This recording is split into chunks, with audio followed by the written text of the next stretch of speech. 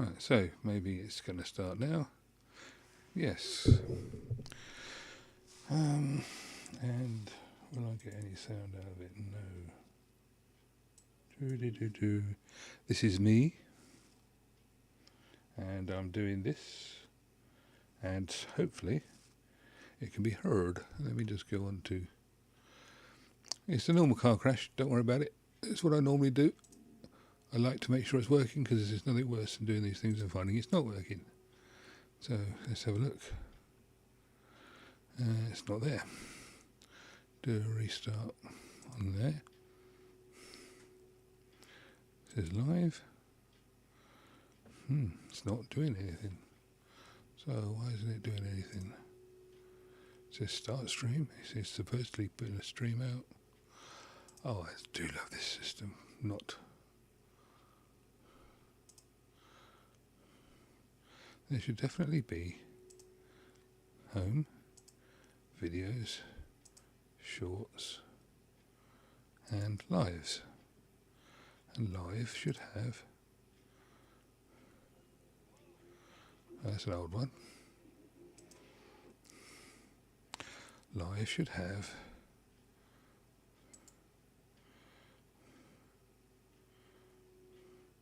4 days ago, 3 days ago. Alright, here we go, it's on now. Alright, sorry about that if anybody is watching. I'm actually recording this as well, but it's... let me just make sure I've got everything working right before I do anything else. That should give me sound. Which it does. Boo boo boo. Yeah. And... Right, okay, so... You can hear it and hear it and hear it. Put that under headphones. And go back to there. Right, I do apologise. If you've watched any of my live, you'll know they always start like a car crash, but that's because the software keeps on changing and I don't really know what I'm doing with the lives. This is Gary from Gary Keep It Simple, and this is a live. I'm just doing it on the off chance that somebody might be interested. The thing is, I've been watching some of the stuff, and it's really a bit silly the way things are developing, really, because I've been following the same news groups and things, chat rooms in Facebook and all that sort of stuff. I've been following them for years. And the same questions always come up. And it makes no real sense to me why. Well, first of all, people could try. They could try doing things by like looking up whatever. But the same questions come up time and time again. And I thought, well, maybe I could just... maybe I could just go on and have a little bit of a ramble. That's why I've called it live chat. How to get a cassette deck working, a rambling chat on what I would do. This is my own thoughts on it. You can see in the background on my screen here, there is a Sony. Now, that's over in the back there. Over on that shoulder. No, on that shoulder. So there is a Sony. Which I have, and I think that's a Sony. And on my other shoulder, you can see here, that is a teac W1200, and down there, down there is a turntable I've got, which is 35 years old, and on that side, it gets confusing, on that is a Soundmaster or a Behringer, one or the other, monitor PA. And so, I've been involved with the odd bit of stuff. But what irritates me when I'm looking in these groups and things, is people come up and they ask the same questions, and then sometimes it's a bit like, let's just see if I ask a question, see what answer I get. The most common one is, you start off and it says, I've just got this thing from Goodwill, charity shop, guy down the road who's passed away and his family are giving it away, etc., etc. And he's got a cassette deck, and it's from 1990, so it's at least 30 years old. Yeah, it's from the 90s. It's going to be between 25 and 30 years old. And so they say, well, is it good for anything? Well, yes, it is, probably. And depending on the brand, it could be very good. If it's a Nakamichi or a Tandberg or any of those sort of things, it could be very good. And then they start asking questions. And the normal question is, what do I need to do with it first? Well, the answer to that, excuse me while I shove my glasses up. The answer to that is, you've got to see if it works. Now, when I used to do this sort of thing for a living, if you had something that was really old that was given to you, you'd ramp up the power supply on a variac transformer, which would allow you to bring it up gently so that there weren't any nasty explosions. But most people don't have those. And depending on the sort of power supply, it may or may not work anyway. So if you plugged it in and it's working, because you've bought it from Goodwill, say, and or from a charity shop in the UK, and they say, yeah, if it doesn't work, bring it back. Well, fine. Okay, so you plug it in. And it goes, whoa, click, click, click. And you think, well, maybe it's okay, but I've not paid a lot of money for it. So then you try putting a tape in it, and if you're lucky, it doesn't chew the tape. If you're unlucky, it does chew the tape, if you've got a tape. But you should have got one of those when you picked up the machine. The normal cause of that is either dirty heads, dirty pinch rollers, and the belt's not working properly. So first thing you should do, of course, is switch it on and try playing no tape. See if the bits work, see what bits don't work, see if the rewind, see if it fast forwards. And if it does, then you can try putting a tape in, but don't put in a tape in that's got any value.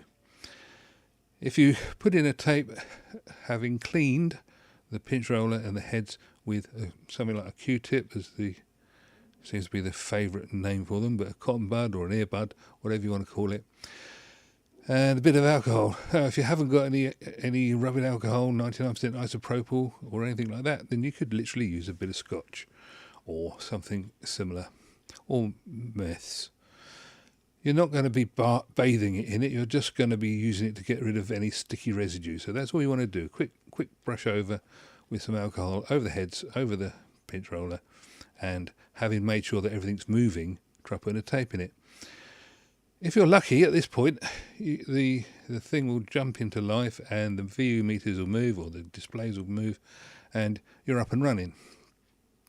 If you're unlucky, it's going to chew the tape, or it's going to sit there, or it's going to do nothing. Now at this point, this is where people start getting onto the groups and saying, my cassette deck I've got is doing this, that or the other. One of the common ones is it's only playing on one channel, and the other common one is it sounds muffled. Well, the muffled is normally, it's either going to be one of three things. Either you didn't clean the heads properly, or the heads are damaged.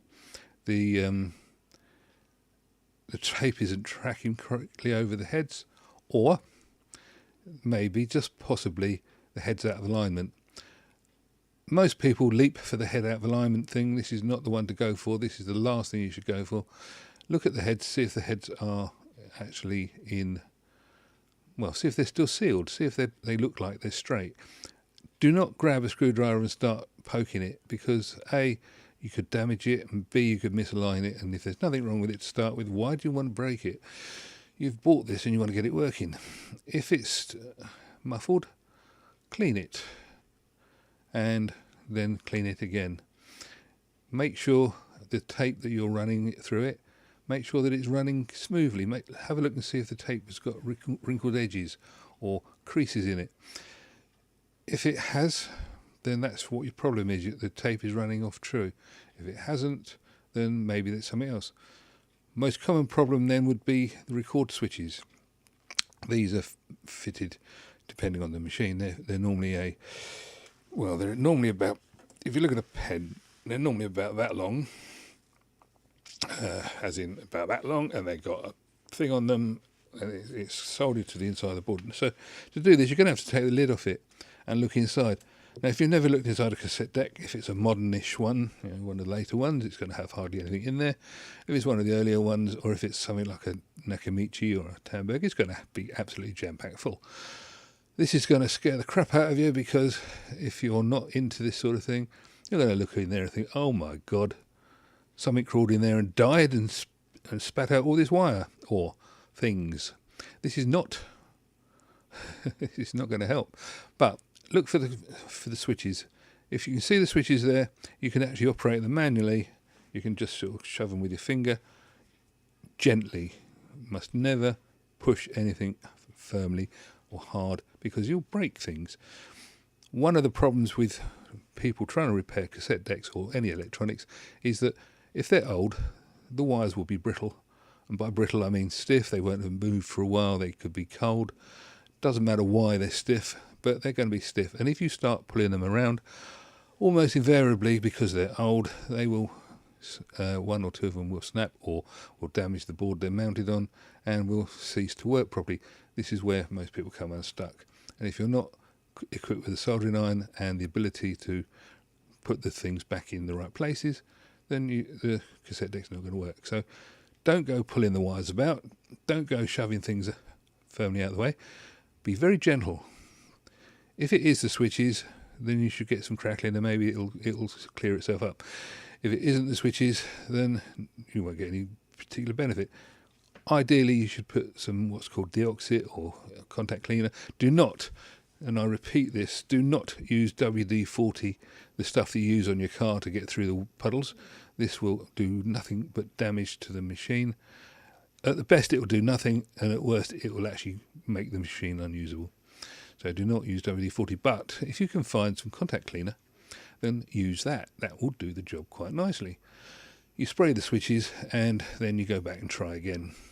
At this point, as a novice looking into it, you've done probably most of that you can do.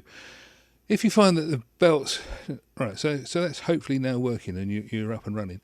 If you find that it is actually, go back to the previous step, bits, you can hear a motor running, but you cannot see anything moving, then you're looking at probably the belts.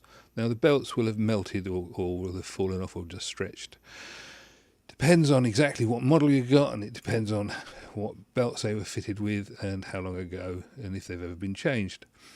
Some belts are 45 years old and working perfectly. Some belts are 25 years old and turned into goo. So this is where you then have to decide whether you can start replacing belts. If you do replace belts, be careful, because they are very, very difficult to replace. They have a habit of dissolving and stretching and falling off, and you have to try and get the tracking right. Having done all that, at the end of the day, if you've got the tape moving and you've got the things clean, you should have a working cassette deck, and that's the point where you should be happy.